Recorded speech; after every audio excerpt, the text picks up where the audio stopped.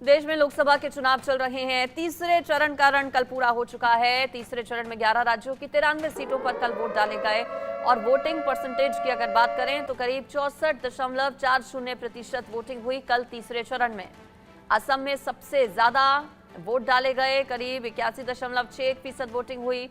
पश्चिम बंगाल में 76%, गोवा में करीब 75%, उत्तर प्रदेश में सबसे कम वोटिंग हुई 57%, बिहार में 58% वोटिंग हुई, गुजरात में 59%, महाराष्ट्र में करीब 61% वोटिंग हुई। ओवरऑल अगर वोटिंग परसेंटेज की बात करें तो करीब 64% मतदान हुआ।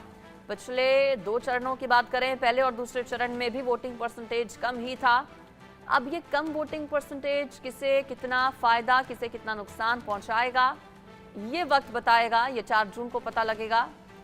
लेकिन लगातार ये अपील दिग्गजों की ओर से की जा रही है कि ज्यादा से ज्यादा वोट करें, लोग घरों से बाहर निकलें, अपने मताधिकार का इस्तेमाल करें। वोटिंग परसेंटेज जो कि इस बार कम दर्ज किया जा रहा है, इसके पीछे के भी हालांकि अलग अलग कारण सामने आ रहे हैं। गर्मी भी इसके पीछे की एक वजह बताई जा रही है।